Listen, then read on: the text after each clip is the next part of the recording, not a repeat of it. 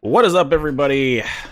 We had two title matches on this week's AEW, plus a grudge match that I'm surprised actually took place on Dynamite and didn't take place either back at All Out or coming up at Full Gear, because it's been an ongoing feud. What's up, everybody? Eric here from That's Wrestling. Thanks for tuning into today's AEW Dynamite review show. It is coming a couple days late, or just one day late from normal schedule, just because everybody had everything all messed up and we just had to push it yesterday, but not a big deal. If you are listening to this as a podcast, head over to the YouTube channel because we do this show live over there. And if you hit that bell notification, it'll let you know as soon as we schedule a live stream, or in this case, since we moved the live stream, you can be up to date on that it got moved to today. But it is what it is. Also, we have some New Japan stuff coming up next week as well, covering the G1. There are so many matches, and I am so far behind. I gotta watch like 7-8 hours of New Japan this weekend, so that is going to be a fun one. If you have any mailbag questions, comments, feedback, all that fun stuff, you can send them over to Eric at that'swrestling.com. If you are watching this on YouTube, you can get the podcast version on all your favorite podcast apps, or head over to that'swrestling.com to get the RSS feed over there.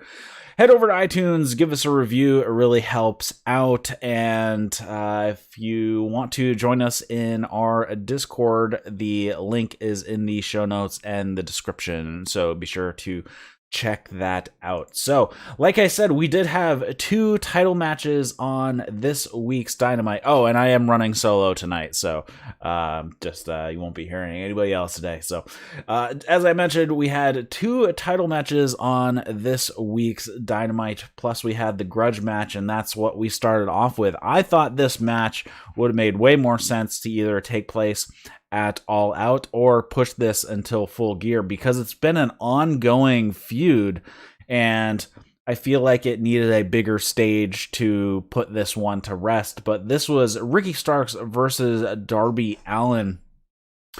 I thought this was a really good match between the two of them. Their styles match up quite well. We have crazy suicide dive at one point from Darby Allin through the ring ropes, where he kind of turns his back towards where he's flying. It's just something he does. Also, Darby Allin hit a suplex on Ricky Starks on the apron at one point, and then Brian Cage starts to make his way out to the ring, and right as he's getting there, Will Hobbs comes out to attack him, and they brawl to the back, so it keeps this match clean between the two of these two guys. And it continues on. We have Allin getting locked up into a single leg crab for a little bit, getting to the ropes to break up that submission attempt, and then we have some bit more back and forth. Allin then ends up hitting a flip over stunner. He also he goes for a springboard, but into something, but Starks like completely decimates him with this spear out of the air. It was crazy, and that only gets a 2 count. And then Starks looks like he's going to go for a Rochambeau off the top rope, but Allin pushes him off, and then Allin lands a coffin drop to Ricky Starks' back. His back was actually worked over a bit in this match as well, so he lands the coffin drop to the back, flips him over, and gets the 3 count. So we have Darby Allin picking up the win over Ricky Starks here. Like I said, it was a solid match. I'm a big fan of both of these guys, and like I said, I think this one deserved a little bit higher of a platform. It would have made a little bit more sense to just hold this off like 4 more weeks until we get to Full Gear on November the 7th. So, well, maybe 5 weeks, I guess. But I think this has been such an ongoing feud. It seems more like a blood feud that it would make more sense to take place on a pay-per-view card than just taking place on Dynamite. But it's all right. It's fine how it did. Next up, we have Cody. He makes his way to the ring right before the commercial, and then after the commercial break, we have Dasha Gonzalez. She is in the ring with him, and Jess asks Cody, how's he doing from the injury. Cody talks about how his trainer Al Snow said that you don't wrestle injured, but you're pretty much always going to be wrestled hurt. And he said that, well, he never told me about if you have a psychological injury. He feels from losing in 3 minutes to Brody Lee, and he feels that a bit of shame for losing the title so quickly. He talks about how everybody wants to be the ace of AEW, but really the aces in AEW are Hikaru Shida, Jon Moxley, and Brody Lee, as they're all the title holders, or at least the singles titles holders. And he talks about how he went off. He got the call from Hollywood to do the game show, basically, that he was on. At least that's what they're playing it up as, that the call came after he was injured. So a little bit of an explanation on that happening, which is perfectly fine, how they want to frame it. And then he talks about how being a vice president, and the dog collar match that Brody Lee had challenged him to, is going to would be a bloody affair. And as a executive vice president, he has to turn that match down. So he says his answer is no. And then he walks out of the ring and the audience is booing. But then he turns around, makes his way, and gives this impassioned that no as in no regrets, no as in no turning back. And he accepts the challenge for the dog collar match next week on Dynamite for the TNT Championship. And then we have the Dark Order coming out, and Brody Lee comes out, and he gets in the ring, and the two of them brawl, and then a million people get involved. So we have all the Dark Order, we have tons of agents coming out and referees, and then we have Brandy coming out. She does a dive off the top rope onto a bunch of the Dark Order guys. She then brawls with Anna Jay for a bit. They get pulled apart. Nyla Rose is at ringside, and she decides, hey, I'm gonna hop the gate and get involved as well. She attacks Kylan King, and then Brody Lee and Cody get pulled apart, and then Brody escapes and runs back in, and they brawl some more, and then they get pulled apart again, and then they brawl some more, and then they get so this brawl just like kept restarting until finally we went to a new segment. But I thought this was an interesting way to do it, especially having Brandy come in and kind of further the program with Anna Jay. She had that match on Dynamite late night Dynamite last week, and that was actually a pretty good match. So it seems that feud doesn't seem to be over, but we will see how that continues on. Nyla Rose coming in and attacking Kylan King. I'm not sure if that is going to play into anything. We really haven't seen much Nyla Rose in the ring for quite some time. I can't remember the last time I've seen Nyla Rose on Dynamite in a match other than the squash a while back. Not sure what their plans are for that, so I don't know. We will see. Next up, we have Tony Schiavone interviewing FTR and Tully Blanchard. And they call best friends basically backyard wrestlers, and they say that they aren't even on FTR's level, and that SCU is one of the best tag teams in the world. And then goes on, talks about how the Young Bucks have ruined every opportunity that they've had to win the tag team titles, and so they're not going to get a shot anytime soon. And then out of nowhere, we have some feet flying in, and Tony Schiavone gets super kicked, and it's Matt Jackson. And they're playing it off like Nick is there as well, but he's just off camera. This actually is 2 weeks running now, because really it was just 2 days in a row. So I'm not sure why Nick was not at the tapings last week and he wasn't on the live show. What would have been the day before the taping of the show that was aired this week.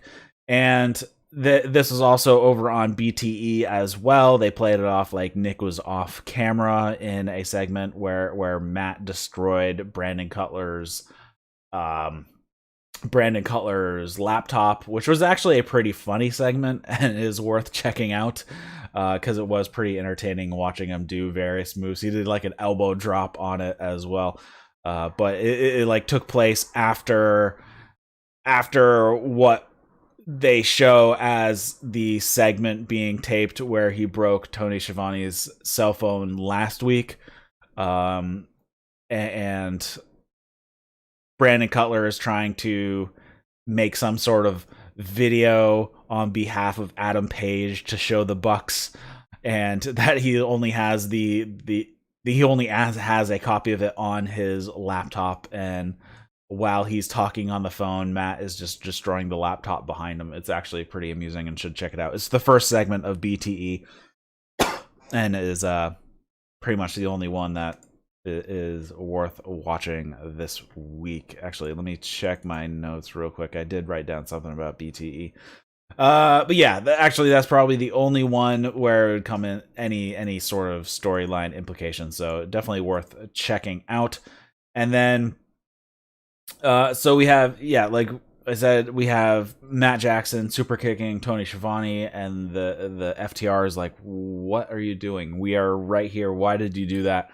And the commentary team also has some words about it as well. So is this the Young Bucks going full on heel, or are they just some sort of, are they lost in their world, or are they just kind of going crazy at the moment? I'm not sure how this is going to play out, but obviously super kicking Tony Schiavone, busting his cell phone last week is a pretty heel move. Not so much as when they super kicked Alex Marvez. I don't see that as much of a heel move, because I'm not sure how many people actually like him as much as Tony. But yeah, it was what it was. Dasha interviews SCU. Scorpio Sky talks about how they're going to take advantage of the opportunity tonight against FTR, and that they are going to win the titles. And as they're heading out to the ring, there's just Sean Spears. He's just leaning up against a truss of some kind, and just tells them good luck. And it's kind of weird how Sean Spears was there. Obviously Tully manages him and FTR, but Sean Spears didn't play into the match. But how the match did turn out, maybe he knew something ahead of time, not sure. Then we actually have the match FTR versus SCU, Frankie Kazarian and Scorpio Sky, with Christopher Daniels at ringside. Tully Blanchard is at ringside for FTR.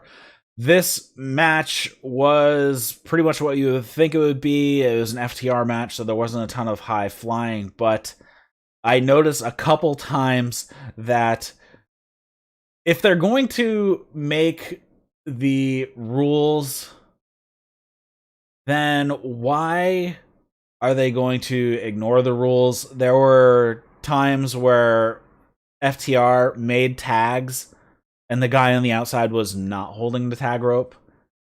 So if they're going to draw that distinction to that because FTR is FTR and they like the tag ropes, but then they don't use them. And it was right in front of the refs. It's not like it was one of those tags behind the ref's back. The ref hears it, so he allows it in even if he didn't see it.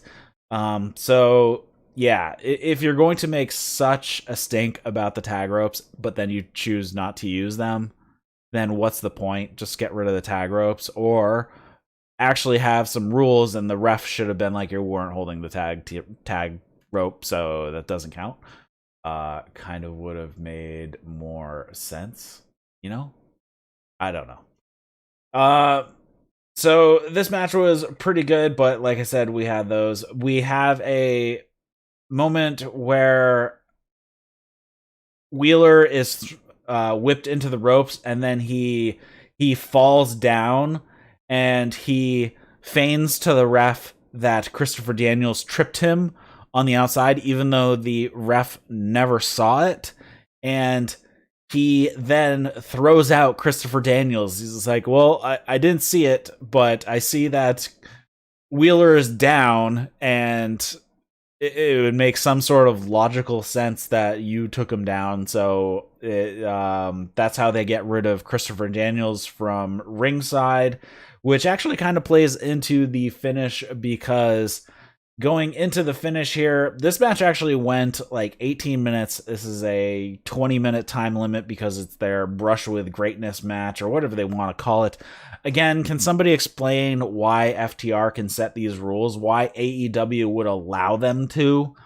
Like, are AEW's lawyers so inept that they allowed a bunch of junk to get put into their contract without knowing it was there? So this is really falling flat on me of why they even have standing to say it's a 20-minute time limit. Oh, and if it goes to time limit draw, we get a point. We get a win on our record.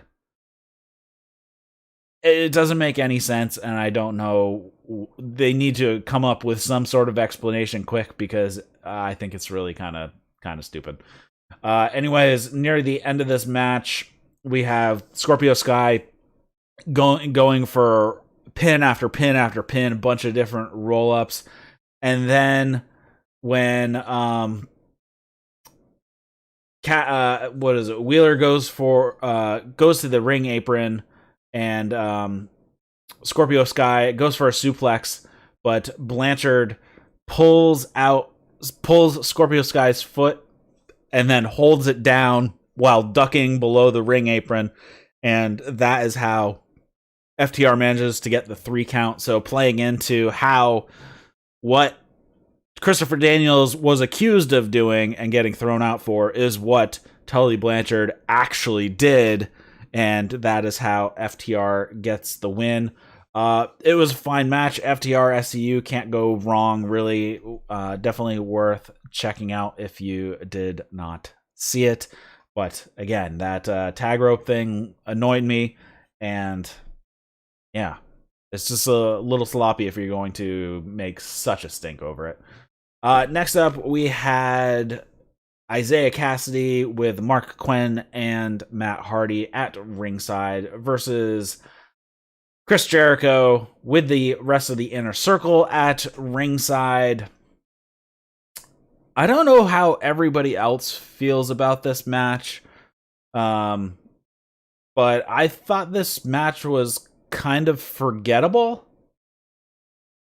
I know others, the podcasts that I've listened to already, a lot of them really like this match. So I don't know. I just kind of felt flat and not, like I said, forgettable. They mentioned that I'm not sure if it's actually on here, but I believe it might have been on Observer that they mentioned that Isiah Kassidy had only had one singles match in his career prior to this match. So he has not wrestled a singles match pretty much forever. And this pretty much went back and forth. Jericho did give Isiah Kassidy quite a lot, and it even looked like he might take the win at the end. We, of course, have the Inner Circle getting involved in a few places. Jake Hager got bloodied on the bridge of his nose on the outside. Then we have Cassidy actually hits a code breaker on Jericho near the end of this match here. And Cassidy goes for some sort of springboard move. Chris Jericho is almost out on his feet, but he manages to just throw the Judas effect, takes out Cassidy, and gets the 3 count. Yeah, I don't know. I just thought this was kind of a forgettable match.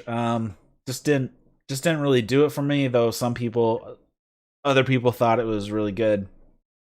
But I don't know. I just kind of thought, nah, it was what it was. I just don't find Isiah Kassidy overly compelling.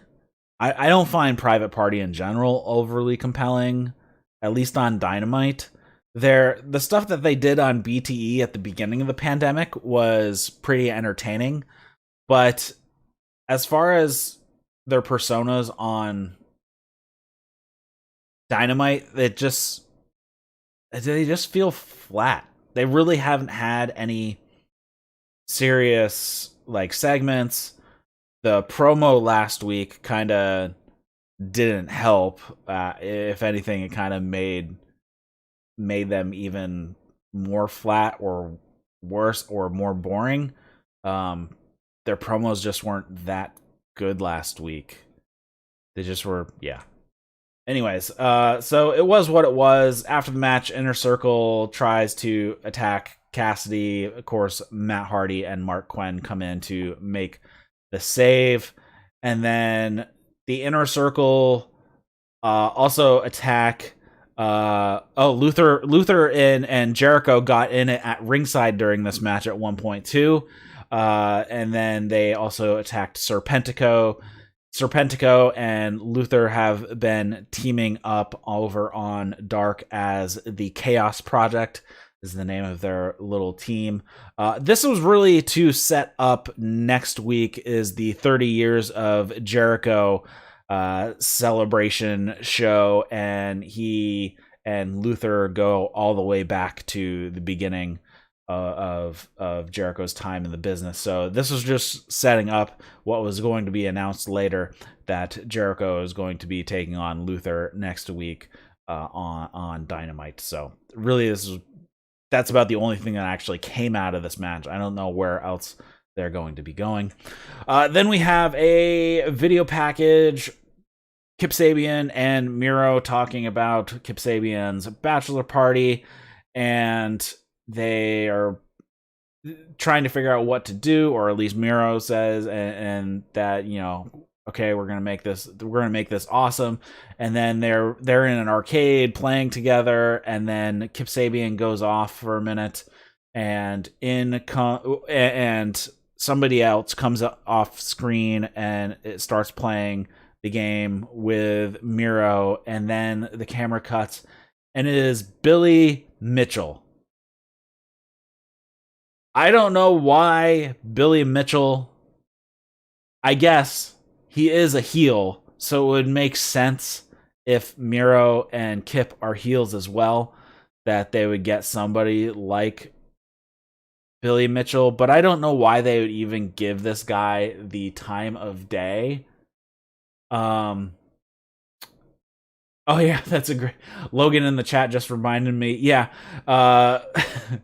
Miro was talking about, like, you want this to be Rumspringa crazy, which is the time when the Amish kids can leave the community for a while to decide whether they want to stay in the community or not, or join the rest of the world, and they can go off and do whatever. But so that was pretty funny, the references to Rumspringa. Thanks for reminding me. I forgot to write that down.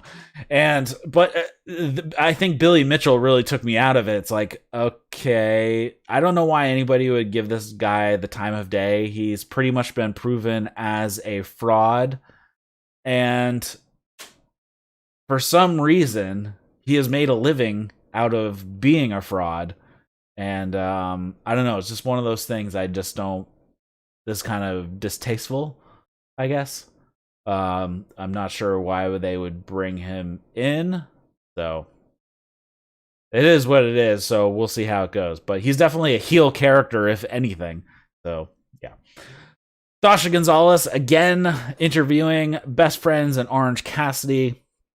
FTR interrupt, and they call Best Friends and Orange Cassidy just mid-Carter's comic relief. And Cassidy grabs the microphone and just calls FTR weenies, which was actually pretty funny. And then we go out to the match. We have Orange Cassidy with the Best Friends at ringside, taking on 10 from the Dark Order, Preston Vance. And this match went pretty short. At the beginning of the match, 10 actually takes Cassidy's glasses and hands them to John Silver. Cassidy then goes after Silver, and 10 goes over to Silver, and 10 attacks him from behind. He hits Cassidy with a flatliner. This goes on for a little bit. 10 gets some stuff in, but then really, so he hits a whole bunch of things. We have Cassidy getting knocked to the floor off the apron, and then he gets sent into the barricade. And then once they finally get back into the ring, Cassidy then has to take out some Dark Order members with a dive, and then he hits a tornado DDT, hits the orange punch, and then beach break, and gets the 3 count. So this was a really short match. 3 minutes, I believe it went, and Orange Cassidy picks up the win over 10. I think they need to pull back on how much Orange Cassidy is going to wrestle, because then really you're starting to lose the specialness of the gimmick. He has wrestled so much in the past couple of months that they really need to pull back on him to keep him special. And I know they want to give him some wins to move him up the rankings and higher up the card, but I'm not sure how well he is going to continue on being exposed at the level that he is. And Logan says the beach break finish by Orange Cassidy looks incredible. Yeah, it looks super cool. So we'll see if he continues to use it. It's basically like a backpack pile driver. It's very similar to Deadeye's, but instead, Orange Cassidy drops to his butt, so the guy on his back has to make sure that his head is kind of swung to one side of Orange Cassidy's torso, so he doesn't get totally cranked. But yeah, so I would normally call this like a backpack pile driver or something along those lines. But yeah, it's a really cool move. Very similar to Deadeye's, just he goes out he sits out instead of drops to his knees like Hangman Page does. Next up, we have a backstage with MJF. I thought this was a nice little touch where MJF told the cameraman to back off to get out of his face a little bit because he was too close. So this explains why there was a camera in the room with them, or even following, and that they all know that the camera is there. A nice little detail for him to touch on. He goes into the locker room of the Inner Circle, and he then gives gifts to everybody. He had like starter jackets made for everybody. He hands them out, but there was not one for Sammy Guevara, and he thinks that Wardlow forgot it. And Wardlow, when he was asked, was the jacket even there? And Wardlow says, no, it wasn't even there. It's not like he forgot it or anything. There was no jacket for him. And then they go on to the banter back and forth that MJF and Chris Jericho have done in the past, where Jericho says, do you want to join the inner circle? And MJF says, do you want me to join the inner circle? He says, do you want to join the inner circle? Do you want me to join the inner circle? It goes back and forth. Eventually they cut it off and leave. And Sammy Guevara says that guy is an idiot. He's so stupid, along those lines. And Jericho's like, maybe not. So I am curious. This continues to play on that idea where MJF a couple of weeks ago talked about how everyone is in a faction. They're in a group they need a group to get ahead.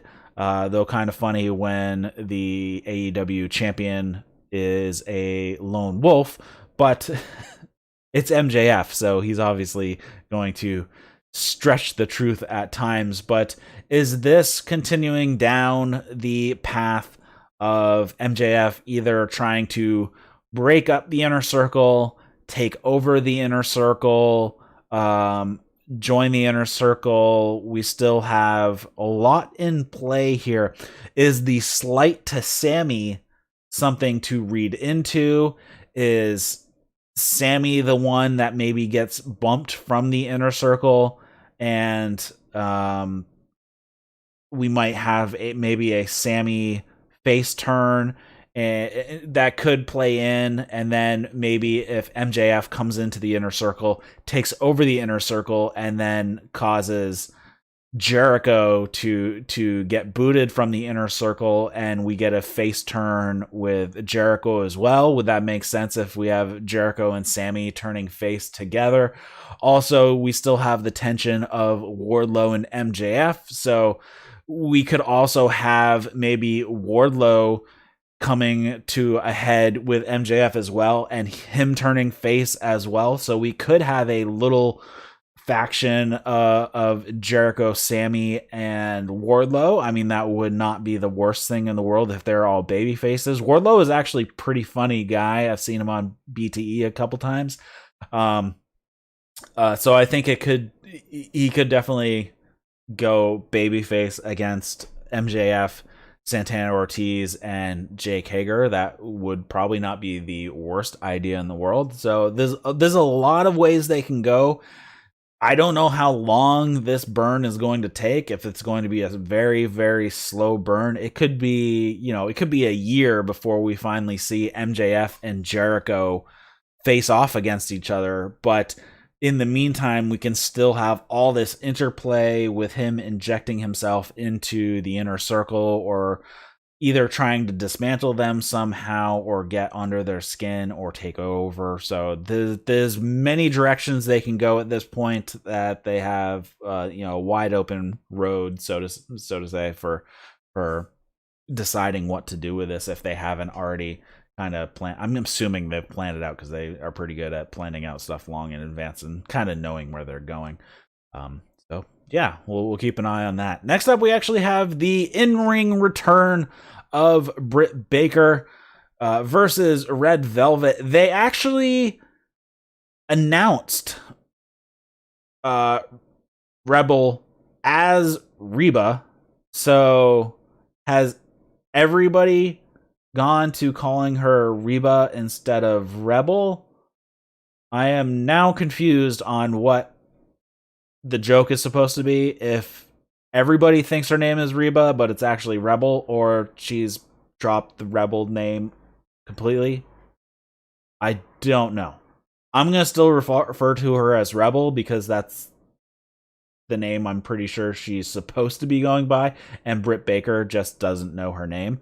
And that's been a running joke the whole time, and I'm not sure why Justin Roberts and anybody else would also go with that instead of calling her Rebel. That would make way more sense if they called her by her right name.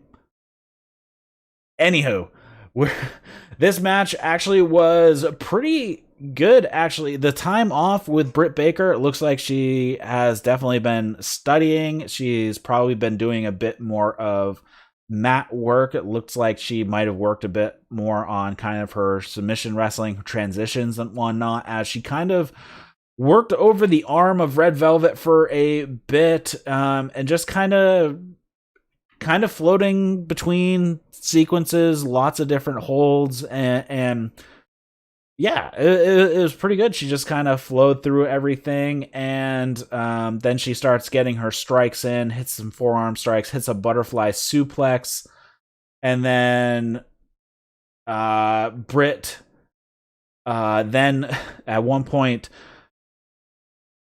Red Velvet is kind of leaning against the middle rope. She's on her knees facing the ropes, leaning against the middle rope, and Britt pulls her back and like pushes her face into the ropes, like kicks her face. So kicks her in the back of the head towards the ropes and hits her face into the ropes. She does that to the bottom rope as well. And then she gets a bunch more strikes and hits a sling blade and then hits a super kick, swinging neck breaker. And she's using the curb stomp now, it looks like, because that is what finished off Red Velvet. And Britt Baker gets the 3.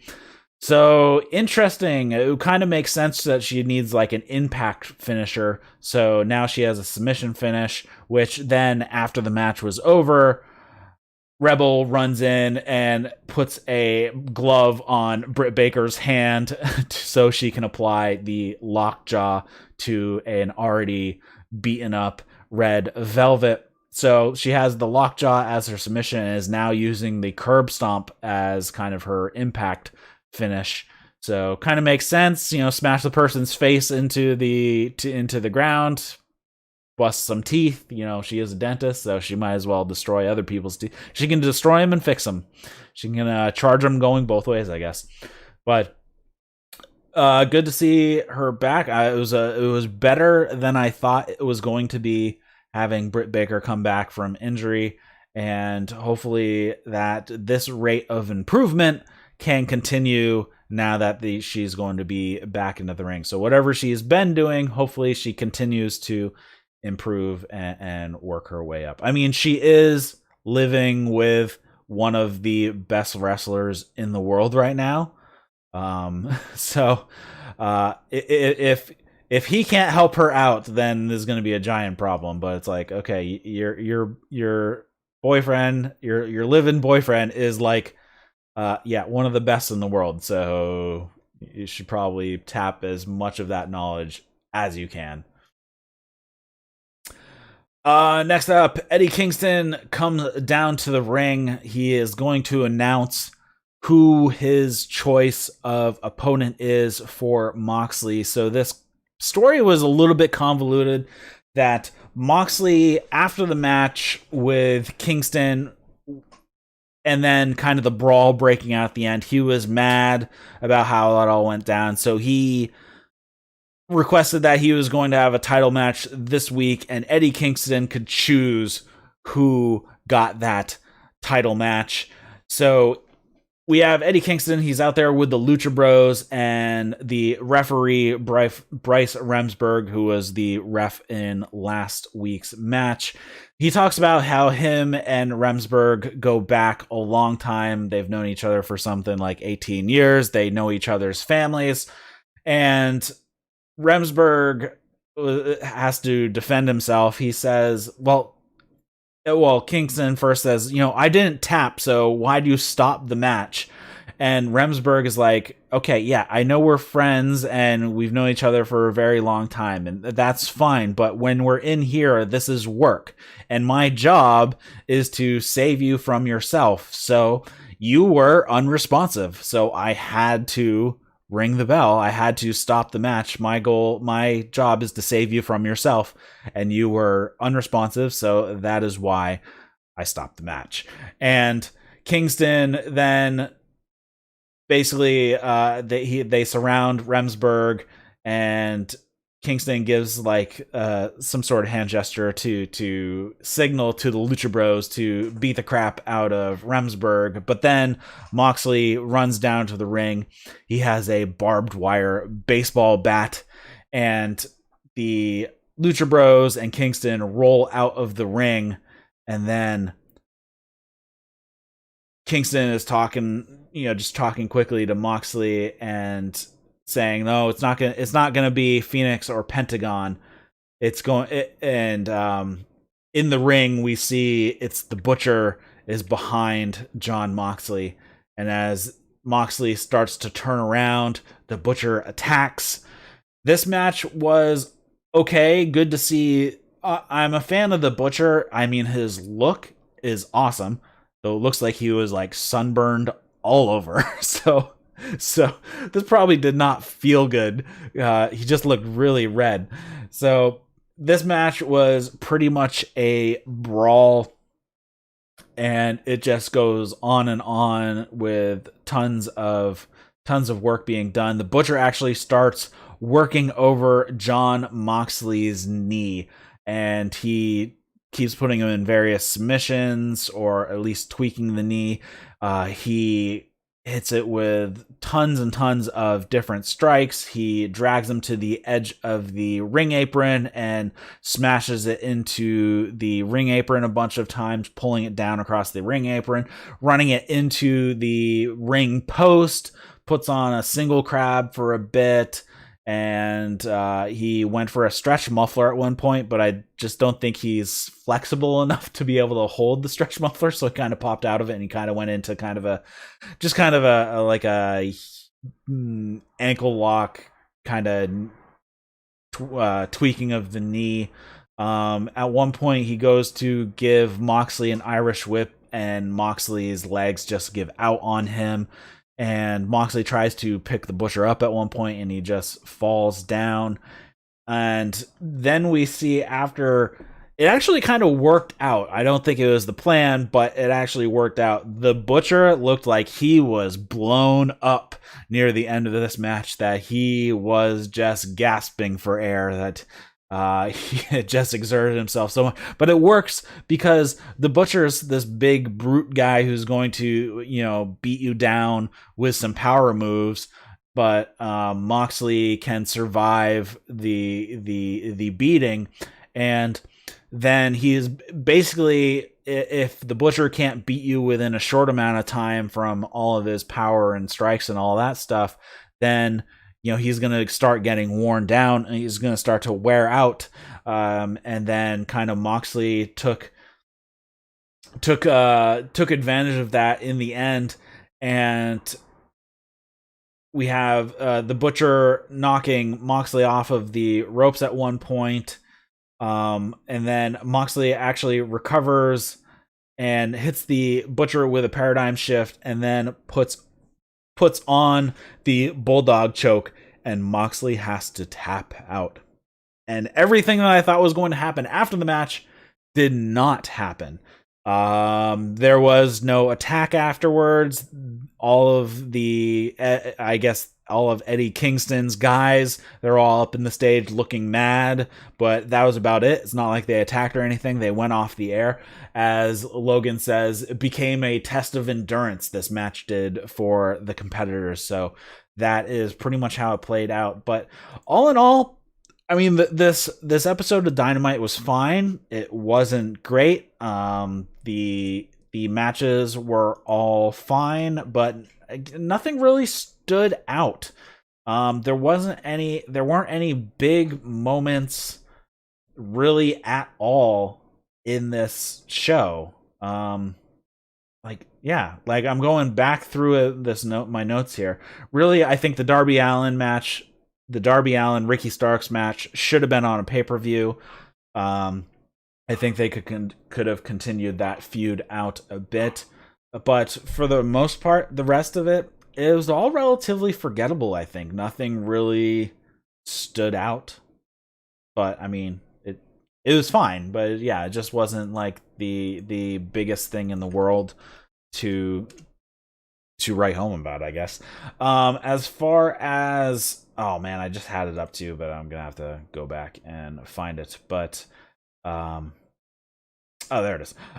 So as far as ratings go, Dynamite was actually up this week, 3.7%. They were up to 866,000 viewers, and this was actually against Game 1 of the NBA Finals and a bunch of Major League Baseball playoff games, so they were actually up. Actually, so was NXT this week.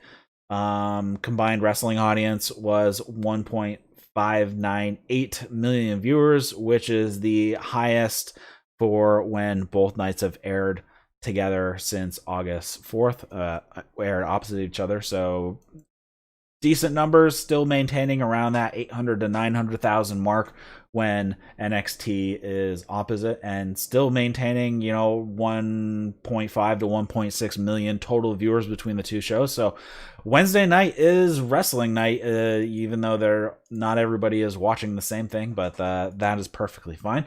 We have some announced matches for next week. So we have the AEW Tag Team Championship match, the Brush with Greatness match. FTR will be taking on the challengers of TH2, so Jack Evans and Helico. So that is going to be interesting. I don't think we've seen them on Dynamite for a while here, or at least not in any substantive way. Then we have the TNT Championship will also be defended next week with Brody Lee taking on the challenger of Cody in a dog collar match. So that should be a cracker. Then we have Jericho is teaming with Jake Hager to take on Luther and Serpentico. So his friend of 30 years he will be taking on. Also, Brian Cage will be defending his FTW title against Will Hobbs. So we are going to see the I don't think it's the debut of him, but we're going to see him, that is Will Hobbs, in a prominent match next week. So we have 2 AEW titles plus a faux title in the FTW title against Will Hobbs. So should be an interesting next week, being the 30 years of Jericho show. So I'm curious what else they're going to do for that. I think that's 4 matches that I just read out, and they'll probably add one more. I'm not sure if I'm missing one, but yeah, so should be an interesting show next week. And then we're going into the anniversary show. So I think next week is going to be live, and the week after is also going to be live. That is going to be the anniversary show. It's supposed to be Lance Archer versus Jon Moxley for the world title on that show. We will see. Obviously, Lance Archer had tested positive for COVID, but that was after the previous tapings. So not the ones that even took place this week, but the ones that took place before last week. So he's going to be about 30 days. He's going to be over 30 days out from when he was supposedly exposed. So hopefully we will have Lance Archer coming back, and he will be fine on the 14th. I mean, we're still we're basically 2 weeks out from that show, so he's still got time to get the what do you want to call it, contagiousness past the point of being contagious, and getting the COVID worked out of his system. Hopefully everything. I haven't heard any updates, so hopefully he is fine. Same with Ben Carter, same thing. He also announced that he had tested positive as well. So hopefully we will see both of them back in the near future. But I think that pretty much covers it for this week's Dynamite show. Looking forward to next week as always. If you follow New Japan stuff, the G1 is cracking along. Now, we have covered nights 1 through 4 on 2 separate podcasts on this show. We're planning on Monday to cover nights 5, 6, 7, and 8, assuming that the English commentary is out for all of them. I checked this morning. It is out for nights 5, 6, and 7. So I'm assuming 8 will probably be out tomorrow. So we will be going through all those shows. Continuing on in the G1, there's been some awesome matches already that I've seen, nights 1 through 4. If you're looking for some other stuff to watch, if you are not watching WWE, you're only watching AEW, I would definitely suggest checking out New Japan World. They pretty much have English commentary on everything these days. Some of it's all being delayed a bit because Kevin Kelly is recording the commentary later, so it's usually a couple day lag before they get the English commentary up. But they have been doing a very good job in the past year to 2 years or so, where they've put English commentary on just about every show. If there's been Japanese commentary, then they pretty much are going to have English commentary as well. They've had English commentary on this one, plus the last three, or at least the last two, but I think the last three G1s, they had English commentary on every show.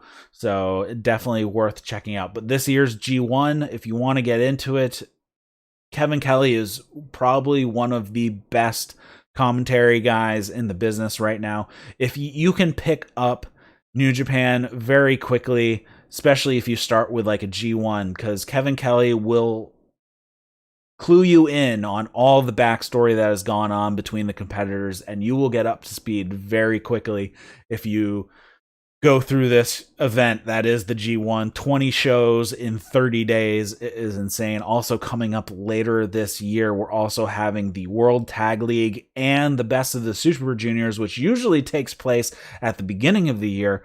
They're also going to be taking place here in November and December. So we have a lot of New Japan to view before the end of this year, and then going into hopefully what is going to be a normally scheduled year, with kicking off with Wrestle Kingdom at the beginning of January, and then hopefully having basically some semblance of normalcy next year, and we won't be cramming all of these tournaments all together like we did this year when they had about a 4-month shutdown.